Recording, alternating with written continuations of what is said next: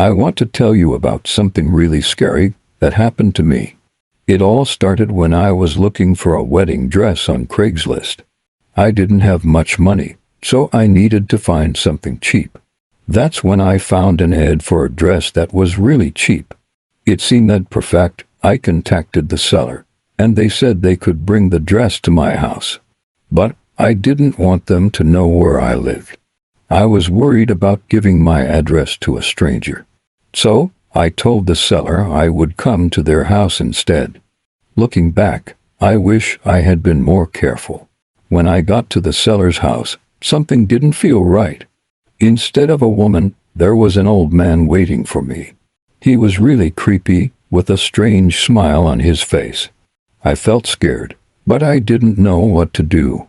I thought maybe I should just leave, but I really wanted the dress. Then came the big surprise. When the man showed me the dress, it was nothing like the picture. It was old and dirty with stains all over it. I couldn't believe it. I felt like I had been tricked. But that wasn't even the scariest part. The man told me I should try on the dress in a spare room. I didn't want to, but I didn't know how to say no. I was afraid of what he might do if I refused. So I followed him into the room, trying to keep calm. As soon as we were alone, I knew I had to get out of there. I could feel his eyes on me, and it made my skin crawl.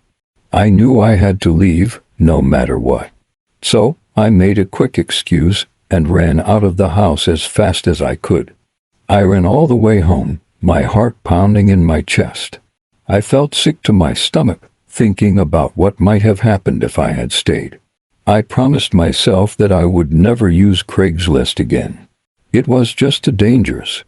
Now, whenever I think about that day, I feel grateful to be safe at home. I hope my story can help others stay safe too. Remember, always be careful when you're dealing with strangers online. You never know who you might be talking to.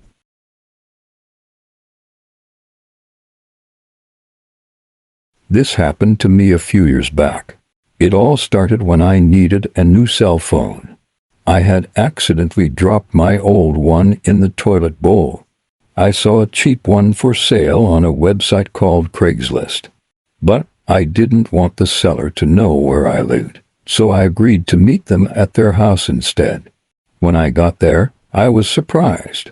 The house was empty, with no furniture. It felt creepy. Inside, there was an old man waiting for me. He looked at me with a strange expression on his face. I felt uncomfortable, but I really needed a phone, so I went ahead with the deal. The old man gave me the phone, and I tried putting my SIM card in it.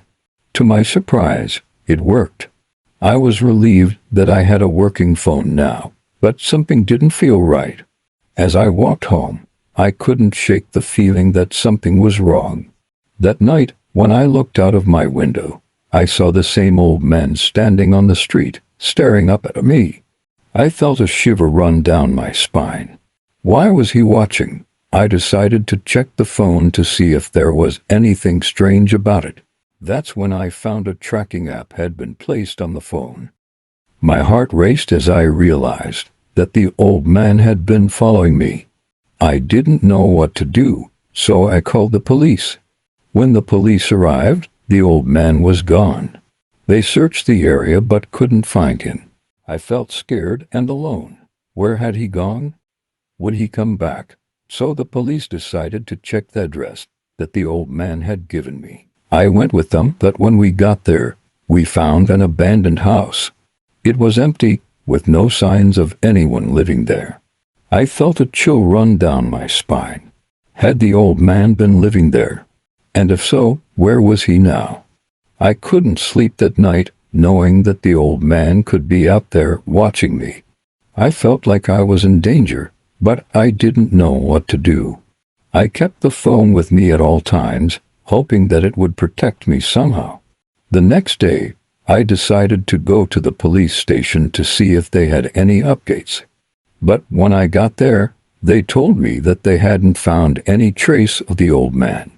I felt frustrated and scared. How could he just disappear like that?